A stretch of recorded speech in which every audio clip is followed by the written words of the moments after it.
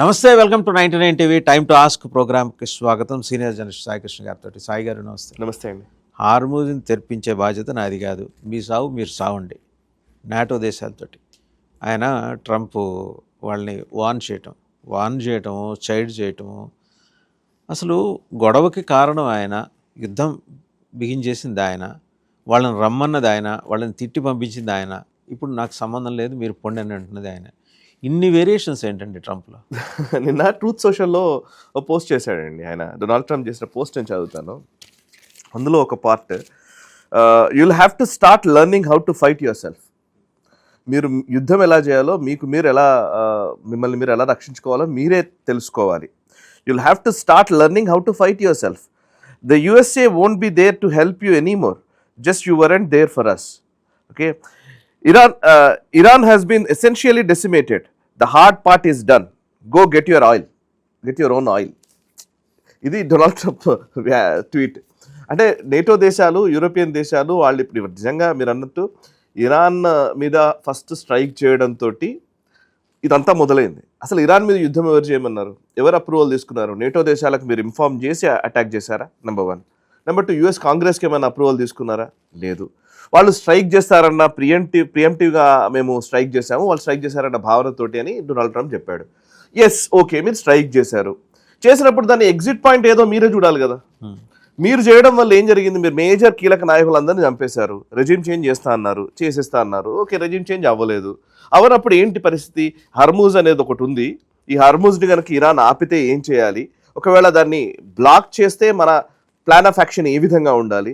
ఇవేవి అంశాలు లేకుండా, and at the same time ఆయన వాళ్ళ ప్రెస్ మీట్లో కేర్ స్టామర్కి, నేటో వాళ్ళకి ఫోన్, బేసికలీ ప్రెస్ మీట్లలో చెప్తే డిప్లొమసీ పనిచేస్తుందా? ఎందుకు పని కాదు, ఒక ప్రోటోకాల్ ఉంటుంది కదా. పోనీ అదే US president Donald Trump Keir స్టామర్తోనో లేకపోతే EU యూరోపియన్ యూనియన్కి సంబంధించిన అర్సులా వాండర్లైన్ కావచ్చు, వాళ్ళ ఐలాస్కి సంబంధించినటువంటి నాయకులు ఎవరితోనైనా ఫోన్లో మాట్లాడి వాళ్ళని ఏమైనా ఒప్పించావా? వాళ్ళు ఎందుకు రానంటున్నారో అడిగారా? పోనీ మీ డెలిగేషన్ ఎవరో USకి సంబంధించిన వాళ్ళు అలైస్తో మాట్లాడడం జరిగింది. ఆయన కాకపోతే వాళ్ళ డెలిగేషన్ మాట్లాడాలి. ప్రెస్ మీట్లోనే అసలు నాటో దేశాలు పిరికి పందులు అంటావు, కవర్డ్స్ అంటావు. ఓకే, ప్రెస్ మీట్లోనే డైరెక్ట్గానే మాట్లాడేస్తావు. కవర్డ్స్ అంటావు, వాళ్ళ వల్ల కాదంటావు, వాళ్ళు రాలేరంటావు. మళ్ళీ వెంటనే నువ్వే వాళ్ళు రావట్లేదు కాబట్టి, వాళ్ళు మా సాయానికి రాలేదు కాబట్టి మేము వదిలేస్తున్నామంట. మీ సాయం కావాలని కోరుతున్నావా? సాయం కోరడానికి ఒక పద్ధతి కూడా ఉంటుంది కదా. సో మాకు నిజంగానే అమెరికాకి మీ సహకారం అవసరము అని చెప్పడం వల్ల నీ ఈగో దెబ్బతింటుందా? పోనీ.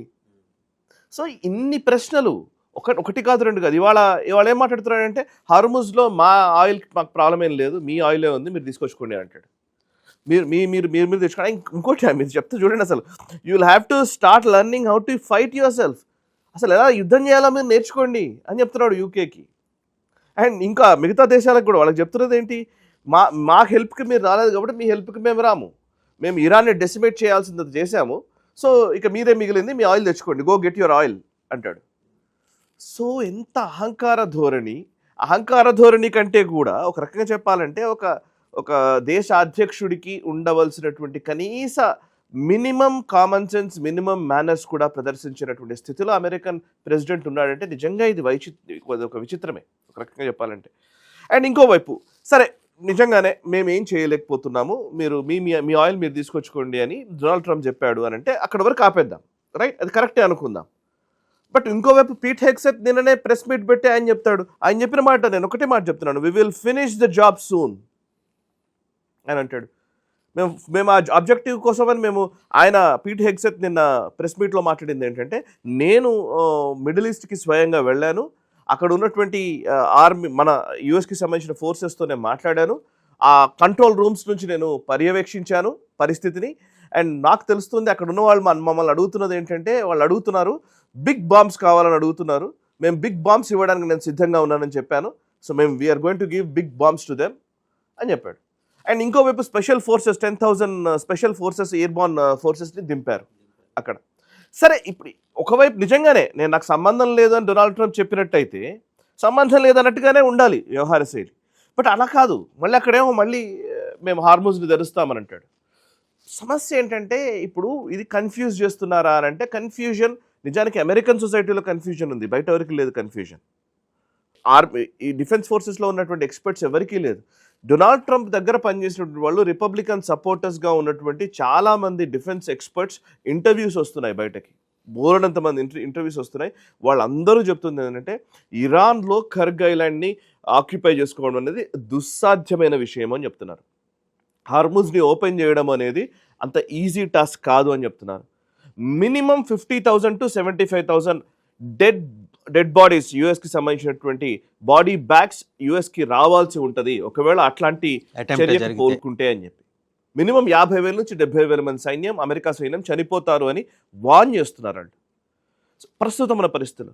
అండ్ కర్గ్ ఐలాండ్ గురించి ఇప్పుడు ఈవెన్ డొనాల్డ్ ట్రంప్ నిజంగానే ఒకవేళ నాకు సంబంధం లేదు అని ఇరాన్ ఏమైనా మభ్యపెట్టి సడన్గా స్ట్రైక్ చేద్దామని చేస్తున్నాడా, ఒకవేళ డైవర్షన్ టాక్టిక్స్ అని అంటే కూడా డైవర్షన్ లాగా లేదు ఇది. సో ఒకవైపు కర్గ్ నాకు కావాలని ఉంది, కర్గ్ నేను తీసుకోవాలనుకుంటున్నానని డొనాల్డ్ ట్రంప్ చెప్తున్నాడు, నేరుగానే చెప్తున్నాడు కదా. నేరుగానే చెప్తున్నప్పుడు ఇరాన్ ఎంత ప్రిపేర్డ్గా ఉండాలి. ఇరాన్ వాళ్ళ స్టేట్మెంట్ ఏంటి తెలుసా, అసలు ఇరాన్ నుంచి వస్తున్నటువంటి స్టేట్మెంట్ ఏంటంటే వచ్చేయండి, రండి, మీరు క్లోజ్ కాంబాట్లోకి రండి, మీ సంగతి ఏంటో చూద్దామంటున్నారు. సో ఇవాళ స్ట్రెంత్ అంటే వాళ్ళకి తెలుసు ఎగ్జాక్ట్లీ. ఇప్పుడు కర్గ్ని నువ్వు ఆక్యుపై చేసుకుంటాను అని నువ్వు అంటున్నావు కదా, కర్గ్ని ఆక్యుపై చేసుకునే అవకాశం ఉంటే ఏం చేయాలనే స్ట్రాటజీ ఇరాన్ దగ్గర ఉండదా? ఖచ్చితంగా ఉంటుంది. ఇప్పుడు వాడు నేటివ్ ల్యాండ్, అది నేటివ్ ల్యాండ్లో అంగుళం వాళ్ళకి తెలుసు. అండ్ డిఫెన్స్ ఎక్స్పర్ట్స్ చెప్తున్నారు కర్గ్కి సంబంధించి వాళ్ళు చెప్తున్నది ఏంటంటే కర్గ్ ఐలాండ్లో విపరీతమైన కోస్ట్లో విపరీతమైనటువంటి మైన్స్ పెట్టారు. అసలు అమెరికాకి సంబంధించిన ఫోర్సెస్ అక్కడ దిగడం అనేది ఒక దుస్సాధ్యమైన చర్యనే అంటున్నారు. వాళ్ళు రావాలంటే ఫస్ట్ ఆ మైన్స్ క్లియర్ చేయాలి, దాన్ని శానిటైజ్ చేసుకోవాలి, ఫస్ట్ క్లియర్ చేయాలి. ఆ క్లియర్ చేయడం ఒక పని. లోపలికి దిగిన తర్వాత అక్కడ ఎటువంటి దాడులు ఎట్లా జరుగుతాయో తెలియదు. మీరు లోపలికి వెళ్ళిన తర్వాత ఆ పక్కనే 20 కిలోమీటర్స్ స్ట్రెచ్ అండి, అది 20 కిలోమీటర్లో ఇరాన్ కోస్ట్ కనబడుతుంది, అంటే ఇరాన్ కోస్తా తీరం కనబడుతుంది. సో అక్కడ నుంచి కొడితే అవుట్, ఎట్లాంటి దాడి చేస్తారో తెలియదు. 2,000 కిలోమీటర్ల లక్ష్యాలు వాళ్ళు ఛేదించగల మిసైల్స్ వాళ్ళ దగ్గర ఉన్నప్పుడు 20 కిలోమీటర్లు ఎంత అవ్వాలి? అండ్ కర్గ్ ఇంకోటి ఏంటంటే కర్గ్ వాళ్ళకు ఆయువు పట్టు. కర్గ్ అనేది 90% ఆఫ్ ద ఆయిల్ కర్గ్ నుంచే వెళ్తుంది ఇరాన్కి సంబంధించింది. దాన్ని కాపాడుకోవడానికి వాళ్ళ దగ్గర స్ట్రాటజీ ఉండదా?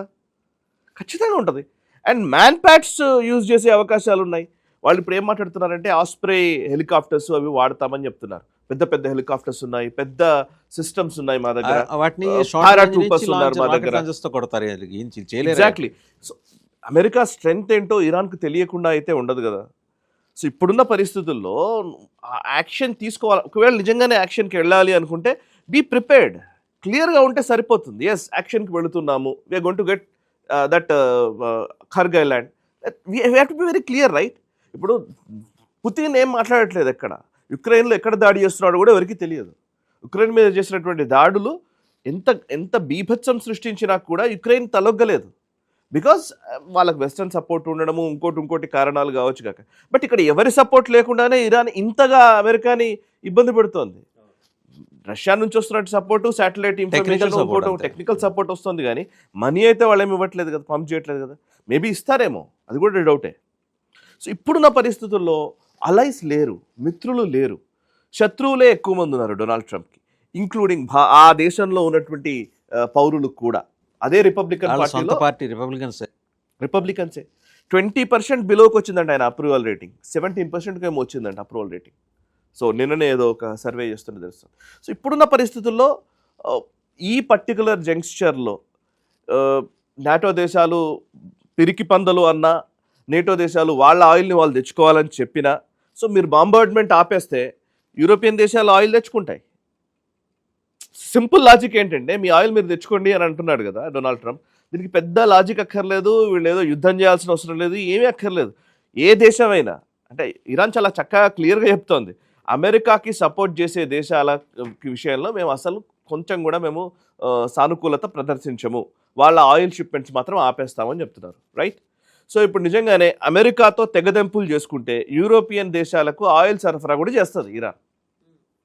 And they will be ready also. NATO దానికి రెడీ, అంటే యుఎస్ దానికి రెడీ కావమని అడుగుతోందా యూరోపియన్ దేశాలని? యూరోపియన్ దేశాలు అఫ్ కోర్స్ వాళ్ళు ఏం ఇమీడియట్గా అమెరికాతో సంబంధాలు తెంచుకునేంత స్థితికి వెళతారని నేను అనుకోను, కానీ వాళ్ళు ఆల్టర్నేట్స్ కూడా ప్లాన్ చేస్తున్నారు ఆల్రెడీ. ఇప్పుడు మనం నెక్స్ట్ టాపిక్ మాట్లాడబోతున్నాం, అదే జొలానీ, సిరియాకు సంబంధించిన అధ్యక్షుడు జొలానీ అతను బ్రిటన్కి వచ్చాడు ఇప్పుడు. వాడు ఎగ్జైల్లో ఉన్నాడు కదండి. సో లేదు, ఇప్పుడు Jolani is a president, Bashar al Assad ఎగ్జైల్లో ఉన్నాడు. సో ఇప్పుడు జొలానీ ఇప్పుడు బ్రిటన్కి వచ్చాడు, కీర్ స్టామర్తో కలిశాడు అండ్ ప్రిన్స్ చార్లెస్ కలవబోతున్నాడు. ఆ స్టోరీ మనం నెక్స్ట్ దాంట్లో మాట్లాడదాం. అంటే వాళ్ళ ఆల్టర్నేట్ వాళ్ళ ప్రత్యామ్నాయాలు వాళ్ళు చూసుకుంటున్నారు. యూరోపియన్ దేశాలు వాళ్ళ ప్రత్యామ్నాయాల్ని వాళ్ళు చూసుకునే పరిస్థితిలోకి వచ్చేసారు. బికాజ్ అమెరికా ఈరోజు ఏం జరిగిందంటే, రాబోయే రోజుల్లో ఇరాన్ వార్ దేనికి సంకేతము అని అంటే చాలా మంది చెప్తున్నారు అమెరికా కొలాప్స్ ఈ ఇరాన్ వార్తోనే మొదలు కావచ్చు. 7 ఫేజుల్లో మొదటి ఫేజ్ ఇది. అంటే ఆల్రెడీ ఫేజెస్ 2-3-4 దాటింది, ఇదొక ఫేజ్. ఇది యుద్ధపరమైనటువంటిది. ముఖ్యంగా చెప్పాలంటే అమెరికా ఎక్కడ పడితే అక్కడ గూండాగర్దీతోటి ఎవరినైనా సరే మనం కట్ చేయొచ్చు, ఎవరినైనా సరే మనం కంట్రోల్ చేయొచ్చు అని ఒక అహంకార ధోరణి ఉండేది, హెజిమనిస్ ధోరణి ఉండేది, ఆధిపత్య ధోరణి. ఇవాళ ఈ ఇరాన్ యుద్ధంతో దానికి చెక్ పడుతోంది. సో ఇప్పుడు కొత్త వరల్డ్ ఆర్డర్ రాబోతోంది, ఒక న్యూ వరల్డ్ ఆర్డర్ ఎమర్జ్ అవుతున్నటువంటి టైంలో America is going to be an irrelevant nation. Of course there might be వాళ్ళ డాలర్ బాగానే ఉండొచ్చు, వాళ్ళ ఎకానమీ బాగానే ఉండొచ్చు, వాళ్ళ దగ్గర డబ్బులు ఉండొచ్చు, ఆయుధాలు ఉండొచ్చు, ఏమైనా ఉండొచ్చు, కానీ రిలవెన్స్ వన్స్ క్రెడిబిలిటీ పోయిన తర్వాత మనకి అందరికీ అర్థమయ్యే భాషలో చెప్పంటే తీసేసిన తహసీల్దార్ అంతే. ఇప్పుడు మన పల్లెటూళ్ళలో చూస్తాం కదా, ఒక పెద్దన్న అంటే పెద్దన్న పాత్ర అని మనం కూడా మన దగ్గర కూడా రాస్తారు మన పేపర్లో వాటిల్లో.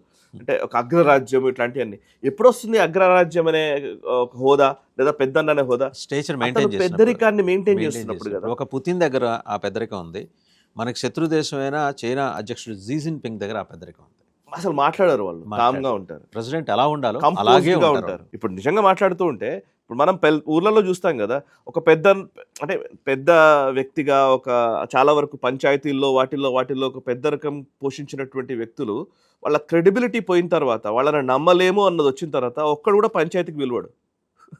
సో నార్మల్ థింగ్ ఇది మన పల్లెటూరులో చూసేది. ఇప్పుడు ప్రపంచ స్థాయిలో మనం చూస్తాం.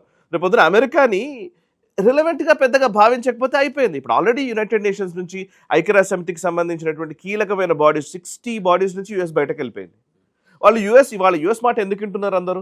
2 అంశాలండి. ఒకటి, వాళ్ళ దగ్గర మిలిటరీ చాలా స్ట్రాంగ్ మిలిటరీ ఉందని. రెండోది, వాళ్ళ దగ్గర డబ్బులు ఎక్కువ ఉన్నాయని. వాళ్ళ ఇన్వెస్ట్మెంట్ల పేరుతో, మనీ పేరుతో, ఫండ్స్ పేరుతో, లేకపోతే ఏదో ఒక యుఎస్ ఎయిడ్ పేరుతో అట్లా కంట్రోల్ చేస్తారు. టెక్నాలజీ ఇప్పుడు ఈ జనరేషన్లో టెక్నాలజీ అన్ని దేశాల్లో పెరుగుతున్నారు. ఇప్పుడు జపనీస్ టెక్నాలజీ సుపీరియరే, డౌట్ ఏం లేదు. ఇప్పుడు చైనా టెక్నాలజీలో పెరిగింది. ఇప్పుడు భారత టెక్నాలజీ మీద ఇప్పుడు వేరే దేశాలు డిపెండ్ అవుతున్నాయి. ఎవరికి వాళ్ళు ఆర్టిఫిషియల్ ఇంటెలిజెన్స్ వచ్చిన తర్వాత ద ఓల్డ్ ఆర్డర్ మొత్తంగా మారిపోతుంది కదా. సో ఇట్లాంటి టైంలో మనం ఉన్నప్పుడు, సో నీ పైన ఎక్కడైతే ఆధారపడుతున్నావు, నువ్వు ఇప్పుడు మనీ ఇవ్వనంటున్నావు, ఫండ్స్ ఇస్తే అట్లీస్ట్ చిన్న చితక దేశాలన్నీ వినేటి. ఎవరు నువ్వు ఫండ్స్ ఇవ్వకపోతే నీ మాట ఎదుగుంటారు. వింటారు? యుఎస్ ఎయిడ్ ఆపేశాడు డొనాల్డ్ ట్రంప్. ఓకే, చాలా వరకు మిగతా దేశాలకు వెళ్ళే ఫండ్స్ చాలా వరకు కట్ చేశాడు. 2, మిలిటరీ పరంగా చూస్తే ఇప్పుడు ఇరాన్ నిన్ను చావ చితక బాదుతోంది. సో ఇరాన్ కూడా నిన్ను అంతగా ఇబ్బంది పెట్టగలుగుతోంది అని అంటే మేబీ కొంచెం మోస్తరు దేశాలకి ఓకే మనం వీ కెన్ హ్యాండిల్ అమెరికా అనే ఒక భావన వచ్చింది అనుకోండి, ఆబ్వియస్లీ అది లెజిటిమసీ పోతుంది. అండ్ అది కాక డిప్లొమసీలో ఉండాల్సినటువంటి కీలకమైనటువంటి నియమాల్ని కూడా డొనాల్డ్ ట్రంప్ పాటించట్లే.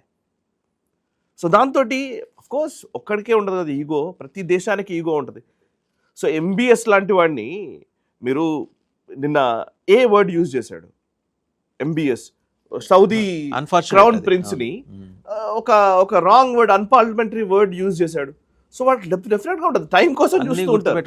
ఇప్పుడు కేర్ స్టామర్ కానీ యూకే మిగతా నాయకులందరూ చిన్నవాళ్ళేం కాదు కదా. అతను ఇమాన్యుయల్ కానీ కరెక్ట్ వీళ్ళందరూ ఏమి ఊరుకోరు. అవును. అండ్ ఈవెన్ మన భారత ప్రధాని నరేంద్ర మోదీ గారిని మాట్లాడుతున్నటువంటి విధానము ఇవాళ మనం ఏదో మోదీ గారు కాబట్టి కాంగ్రెస్ వాళ్ళు వీళ్ళందరూ విమర్శిస్తున్నారు, కానీ భారత ప్రధానిని విమర్శిస్తున్నటువంటి విధానం అది. సో భారతదేశపు పాలసీలోనే డిఫరెన్సెస్ వస్తాయి ఆబ్వియస్లీ. అమెరికా విషయంలో ఎలా బిహేవ్ చేయాలి, డొనాల్డ్ ట్రంప్ ని ఎలా హ్యాండిల్ చేయాలని మై డియర్ ఫ్రెండ్ దగ్గర నుంచి ప్రెసిడెంట్ ట్రంప్ దాకా వచ్చింది, అక్కడ దాకా తెచ్చుకున్నాడు ఆయన. కరెక్ట్. చూద్దాం ఈ ఎపిసోడ్లో. సో ఇప్పుడున్న పరిస్థితులు అయితే ఏమో ఇవన్నీ డైవర్షన్ టాక్టిక్స్ పెట్టేసి ఈ వీకెండ్ లో మళ్ళీ పెద్ద అటాక్ చేస్తాడో తెలియదు. వీకెండ్ కోసం ఎదురు చూస్తున్నాను నేనైతే.